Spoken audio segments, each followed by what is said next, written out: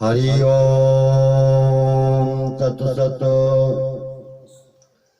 गीता जी में आए कृत्वा ज्ञात्वा और मत्वा पदों का तात्पर्य त्रिषु लोकेषु गीतायां मुख्यत्वेन परत्रयम् ज्ञाने ज्ञात्वा व्रजेद भक्तौ मत्वा कृत्वा च कर्मणि। गीता जी में कृत्वा यानी करना, ज्ञात्वा यानी जानना, मत्वा यानी मानना, ये तीनों पद प्रमुखता से आए। कर्म योग में निष्काम भाव से कर्म करना प्रमुख है। अतः गीता जी में जहाँ जहाँ कर्मयोग का प्रकरण आया है वहाँ मुख्य रूप से कर्तव्य कर्म करने की बात आई है। जैसे कर्म करते हुए भी कर्म बंधन में नहीं बंधता। चौथे अध्याय का 22वां आदि। इसी तरह कुरु कुरोतु करोति कुर्वन् आदि पद भी करने के अर्थ में ही आए। यद्यपि कर्मयोग में करना प्रधान है, तथापि उसमें ज्ञात्वा अर्थात जानने की बात भी आती है।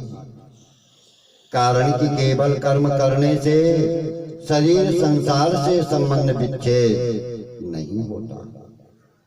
संबंध विच्छेद तभी होता है जब कर्म करने के साथ साथ निष्काम भाव यानी फल की इच्छा न रखना और कर्मों के तत्व को जानना भी हो। अतः गीता में कर्मों को तत्व से जानने की बात आती है। जैसे इस तरह कर्मों के तत्व को जानकर मुमुक्षुओं ने कर्म किए। चौथे अध्याय का 15वां श्लोक। जिसको जानकर तू अशुभ संसार से मुक्त हो जा। चौथे अध्याय का 16वां श्लोक। इसी तरह संपूर्ण यज्ञों को कर्मजन्य जानकर तू अशुभ संसार से मुक्त हो जाएगा। चौथे अध्याय का 22वां श्लोक। ज्ञान योग में अपने स्वरूप को जानना प्रमुख है।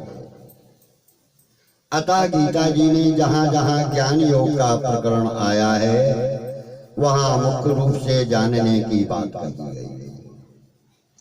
जिसको जानकर फिर मोह नहीं होता। चौथे अध्याय का 35वां श्लोक आदि। ज्ञान योग के प्रकरण में जहाँ मत्वा अर्थात मानने की बात आई है वह भी वास्तव में जानने के अर्थ में ही आई है। जैसे गुण और कर्म के विभाग को जानने वाला मनुष्य गुण ही गुणों में वर्त रहे हैं ऐसा मानकर आसक्त नहीं होता। तीसरे अध्याय का 27वां श्लोक। इसी तरह वेत्ति पश्यति आदि पद भी जानने के अर्थ में ही आए। भक्ति योग में भगवान को मानना प्रमुख है। अतः गीता जी में जहाँ जहाँ भक्ति योग का प्रकरण आया है वहाँ मुख्य रूप से भगवान पहले है। 9वें अध्याय का 13वां श्लोक। तो मेरे आदि में भी भगवान हैं, सब में भगवान है। 6वें अध्याय का 30वां श्लोक, 10वें अध्याय का 20वां श्लोक, 15वें अध्याय का 15वां श्लोक। तो मेरे में भी भगवान हैं, सब में भगवान हैं। 7वें अध्याय का 7वां श्लोक, 8वें अध्याय का 22वां श्लोक।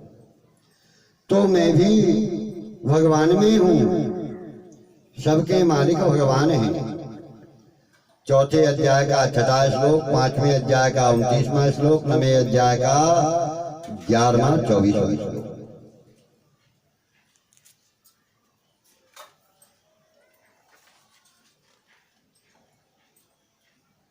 मेरे मालिक भी भगवान है। सब कुछ भगवान से ही होता है। 7वें अध्याय का 12वां श्लोक, 10वें अध्याय का 5वां श्लोक, 8वां श्लोक। तो मेरे द्वारा भी जो कुछ होता है वह भगवान की सत्ता स्फूर्ति से ही होता है। सबके विधायक भगवान। 7वें अध्याय का 22वां श्लोक, 18वें अध्याय का 61वां श्लोक। तो मेरे विधायक भी भगवान हैं। भगवान प्राणी मात्र के हृदय है। 5वें अध्याय का 29वां श्लोक। तो मेरे भी हृदय भगवान हैं। भगवान भक्तों का योग क्षेम वहन करते हैं। 9वें अध्याय का 22वां श्लोक। तो मेरा योग क्षेम भी भगवान ही करेंगे। योग क्षेम यानी कुशल मंगल। आदि आदि इन सब पदों में मानने की ही मुख्यता है। भक्ति योग के प्रकरण में जहां जहां ज्ञात्वा जानने की बात आई है वहां भी वास्तव में मानने के अर्थ में ही आई है। जैसे मुझे सब यज्ञों और तपों का भोक्ता, संपूर्ण लोकों का महान ईश्वर, संपूर्ण प्राणियों का सूर्य जानकर शांति को प्राप्त हो जाता है। 5वें अध्याय का 9वां श्लोक। महात्मा लोग मेरे को संपूर्ण प्राणियों का आदि और अविनाशी जानकर मेरा भजन करते हैं। 9वें अध्याय का 13वां श्लोक। इसी तरह से व्यक्ति जानाति आदि पद भी मानने के अर्थ में ही आए हैं। 10वें अध्याय का 7वां श्लोक, 15वें अध्याय का 19वां श्लोक। भक्तों की यह जो दृढ़ता पूर्वक मान्यता है यह तत्व ज्ञान से कम नहीं, बल्कि कुछ अंश में तत्व ज्ञान से भी श्रेष्ठ है। कारण कि तत्व ज्ञान होने पर भी साधक में सूक्ष्म अहम भाव रह जाता है, पर दृढ़ मान्यता में अहम भाव रह ही नहीं सकता। भक्तों के इसी दृढ़ मान्यता को भगवान निष्ठा कहते हैं। जैसे भगवान गुणों से परे हैं। 7वें अध्याय का 13वां श्लोक। ऐसे ही यह भगवान निष्ठा भी गुणातीत है।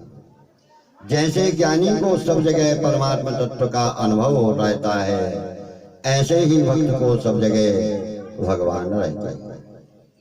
यह मान्यता केवल मान्यता ही नहीं रहती, प्रत्युत ऐसा प्रत्यक्ष देखने में लग जाता है।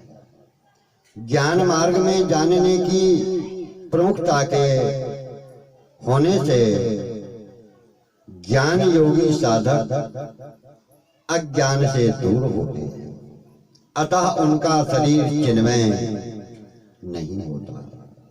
परंतु भक्त में भगवान की मान्यता, भगवान का भाव इतना उतर जाता है कि उसके शरीर में अज्ञान का बिल्कुल अभाव हो जाता है और शरीर उसका चिन्मय हो जाता है। शरीर चिन्मय होने का कारण ही भक्त प्रहलाद के शरीर को अग्नि जला नहीं सकी, शस्त्र काट नहीं सके, जहर मार नहीं सका। मीराबाई का शरीर भगवान के विग्रह यानी मूर्ति में समा गया। तुकाराम सदेह वैकुंठ को देह सहित चले गए। हरि ओम तत्सत।